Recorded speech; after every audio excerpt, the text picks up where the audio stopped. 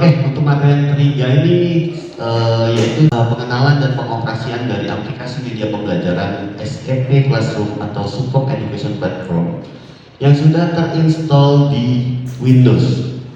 Apa sih SEP itu? SEP itu adalah aplikasi yang dapat membantu Bapak Ibu guru memberikan materi ke anak-anak secara interaktif. Interaktifnya seperti apa? Interaktifnya seperti ini. Jadi nanti anak-anak itu dapat mengkoneksikan handphonenya mereka masing-masing dan dapat mengikuti kuis, games, dan soal ujiannya dari handphonenya mereka. Jadi tanpa harus mereka menulis atau apapun itu, hanya cukup menjawab menggunakan handphone mereka dan jawaban dan nilainya akan langsung terkirim ke sistemnya SEP. Nah, persyaratan utama untuk koneksi ke SEP ini, pastikan atau handphone anak-anak dapat terkoneksi dengan SEP. Contohnya di sini. Nah,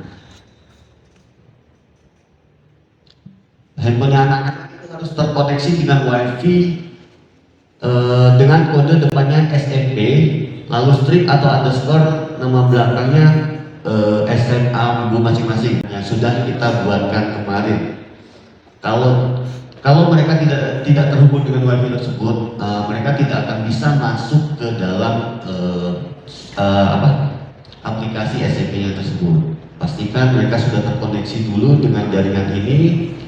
Baru setelah itu kita buka aplikasi media pembelajarannya, ini SEP Classroom. Nah, tampilannya akan seperti ini. Nah, untuk para guru nanti harus memasukkan akun di layar IRP. Sementara untuk anak-anak harus memasukkan akunnya mereka masing-masing. Gitu. Nanti akan kita ajarkan cara pembuatan akun-akunnya. Ini saya akan kasih contoh sedikit apa isi dalam dari SEP-nya ya. Ini masih menggunakan akun defaultnya kita. Nah, tampilannya akan seperti ini. Di sini untuk tampilan awal akan terlihat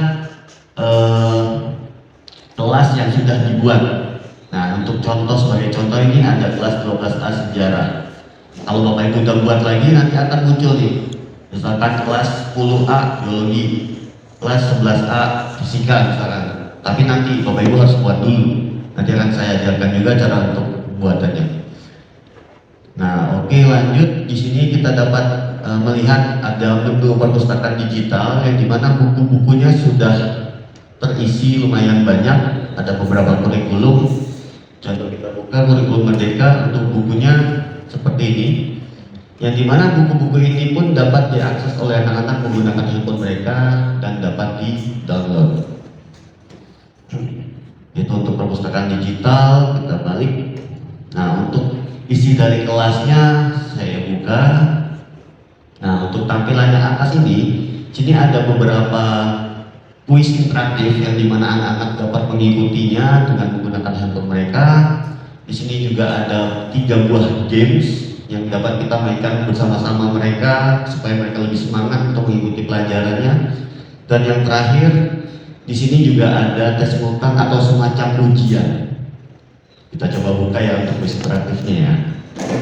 Nah, anak-anak harus terhubung dengan aplikasinya dulu. Setelah itu mereka harus memasukkan ID kuisnya di handphonenya mereka dan nanti akan muncul peserta yang sudah terhubung dan siap mengikuti kuisnya. Kita coba mulai. Nah, anak-anak tersebut atau murid harus membaca soal di layar IRP dan menjawab menggunakan handphone mereka dengan waktu yang sudah ditentukan.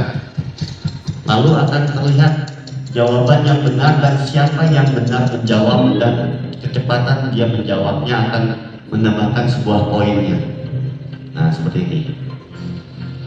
Kalau sudah, lanjut ke soal yang berikutnya.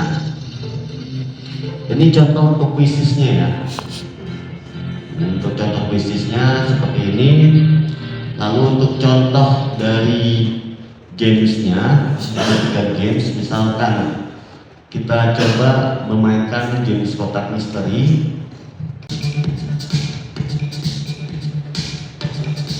Kalau untuk game itu mereka tidak menjawabnya menggunakan handphone. Ini mereka jawabnya secara langsung di layar IFB. Kita contohkan. Nah, misalkan kita tunjuk satu orang siswa untuk memilih kotak. Pak monggo dipilih kotaknya. 10 ya. Oke, tolong dijawab Pak, silakan. Kota manakah yang Bisa Pak. Kita lihat jawaban bapaknya. Wih. Tiga. Stalin, B. Kita lihat. Jeng jeng.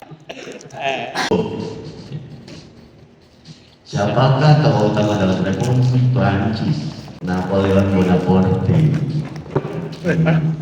Ini udah. Oh 3 ya cuman ya. Cuma 3 sekolahnya. Itu salah satu contoh untuk games kotak misterinya. Lalu untuk contoh games koin menara. Ini apabila kita dapat menjawabnya akan menambah koin, apabila salah mengurangi koin. Waduh. Ini bisa dijawab sesuai dengan waktu yang ditentukan. Ada yang tahu jawabannya? apa nama militer? Apa ya? Oh siap. Saroja, betul sekali. Mantap. Kita lanjut ke soal keempat. Kapan terjadinya konferensi Asia Afrika di Bandung? 55 ya? 55. Oh iya. Belum saya Jam 8 kurang lah ya? 19.45. Gitu. Nah itu contoh untuk game. Kalau yang bisa jawab hebat nih. Saya kasih snack nih. Yang mana? Iya betul sih, ibunya hebat. Oke, itu untuk contoh dari games poin menara ya. Kita untuk contoh yang games berikutnya ini tebak kata. Ini kita harus menebak kata-kata yang ada di layar EFP sesuai dengan gambar dan ini. Mata pisau, mata tombak, lambang jawaban. Saya kasih clue 1 huruf saja. Megalitikum. Megalodon. Huruf apa nih? G. G. Megalitikum. Megalitikum. Oke, kita coba soal yang kedua. Megalodon. Oh enggak ada Pak. Yang terakhir nih, tanpa ada clue apapun. Waduh. Langsung dijawab. Ayo, buat Afgan.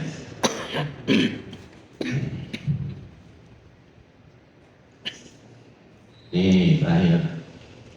Gambar tersebut adalah hasil peninggalan zaman Neolitikum.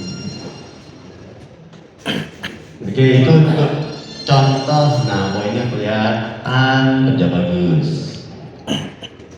Itu untuk contoh gamesnya. Dan terakhir nih, untuk contoh tes simultan ini semacam ujian yang dimana anak-anak dapat menjawab soalnya di handphone mereka masing-masing. Nah, terus di sini juga yang akan tampil di layar EP hanya waktu saja karena soalnya akan tampil di handphonenya mereka. Kita juga dapat memilih sih, ada daftar soalnya juga di sini sama daftar sesuai yang sedang mengikuti ini.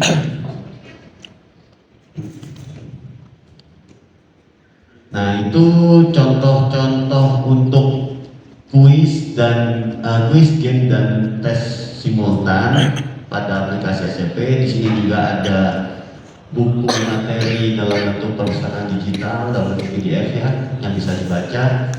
Dan kemudian para guru juga dapat mengupload materi-materi mereka masing-masing dalam bentuk PDF, video, teks ataupun dalam bentuk MP3 audio. Nanti akan kita ajarkan cara pembuatan akun, cara pembuatan materi dan segala macam. Terakhir untuk konektivitas handphonenya akan kita coba. Selain itu juga kita dapat melakukan akses digital menggunakan kamera di sini. Nah, yang dimana anak-anak dapat berdiri 5 orang per 5 orang absennya berdiri sesuai dengan kolom-kolom yang sudah disediakan, dan di mana hasil absensi tersebut akan dikirim ke akunnya Bapak Ibu guru masing-masing. Itu untuk contoh dari absensi digital.